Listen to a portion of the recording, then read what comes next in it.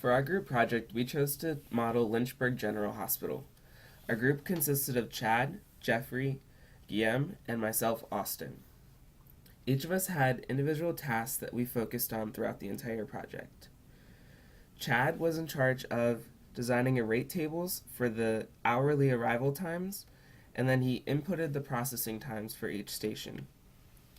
Jeffrey took the rough simulation design and created a model that resembles a hospital. I myself was in charge of coordinating the group meetings and created a rough design. Guillaume then duplicated the model for acuities 1 through 4. The model can be seen here, and this is the design that Jeffrey created that makes it resemble a hospital. And the main idea of our project was to create an analysis of wait time and server times that would show us the amount of time a patient spends at the hospital on average. This experiment was used to create an estimate of how an increase in patient arrivals would affect the current system, and to be able to tell if the hospital would be able to handle such increase. When talking to hospital staff, we learned the greatest needs is reducing staff travel time to and from the patient rooms, and a better notification system when different staff is needed in different patient rooms. They also mentioned that an increase of available beds would help the hospital greatly, since the hospital is limited to only 358. So this is the basic setup for our model. As you can see down here at the bottom, this is where our arrivals come from. And when you look at that, you can see that its arrival rate is coming from what's called rate table 1. So we made a rate table over here that gives you a different rate of people coming into the system depending on what hour it comes, because at a hospital it'll be more busy at certain times than it is at others, so we have to have a varying rate throughout the day. Now back to the model.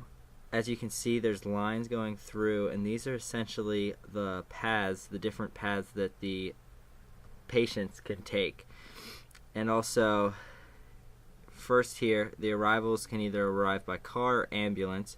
Ambulance people go straight to the bed, and then pre-evaluation, evaluation, and so on. And everyone else who comes by car is assigned an acuity level, which is essentially the lower the acuity level, the less extreme the injury is, and they don't need to be looked at as fast, so they have a longer waiting time. And then a higher acuity, they go through faster because it's more serious injury. And as you can see, they first go to a bed, and then a pre-evaluation, and then an evaluation. And then after their evaluation, they will go to one of 3 places. They'll either go to lab, the EKG, or to radiology.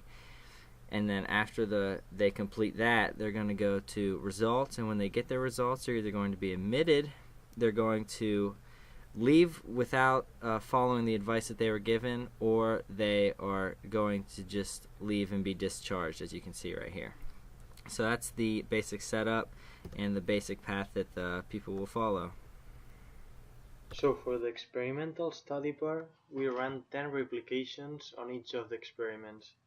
The first experiment we ran was in the main hospital project, and as we can see, the average time in system do not vary depending on the arrivals of the patients. Using a rate scale factor, what we do is to increase the arrivals of the patients by a 10, a 40, and a 60%, respectively. The results do not vary depending on the increase of patients arriving at the hospital, so the hospital is very well prepared in case a lot of patients come at the same time. Then we did the same for the 4 different acuity levels that we modeled separately. We did that basically to see whether or not acuity level 4, that is the level that needs a fast treatment the most, was in reality faster than acuity level 3, 2, and 1. As we can see on this experiment for acuity 4, patients spend an average of 3.3 hours on the system and 0 hours in triage, as those arrivals come by ambulance and skip triage. On the other hand, patients spend an average of 5.29 hours in acuity level 3, and they spend also some time in triage. Also, in acuity level 2, patients spend an average time in system of 5.30 and 2.5 for the triage. Lastly, on acuity level 1, patients spend an average time in system of 8.9 hours and a 5.3 in the triage.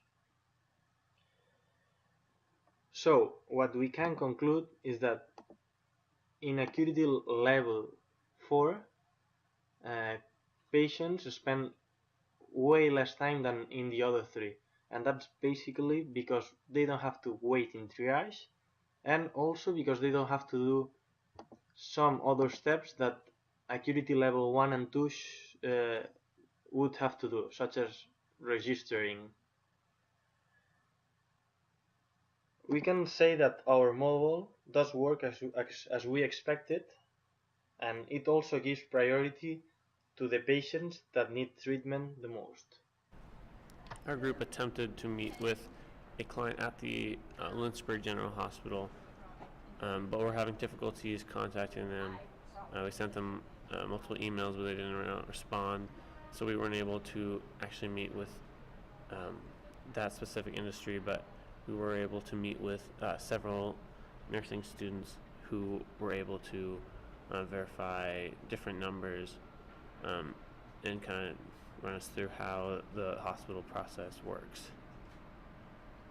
Although our team had some difficulties with the different distributions that were given by the article, we were able to generate a fully functional model of a real-life hospital, and with more time and more experience in Simio and more information from the article, our team could generate a very useful simulation model to help benefit hospitals around the world.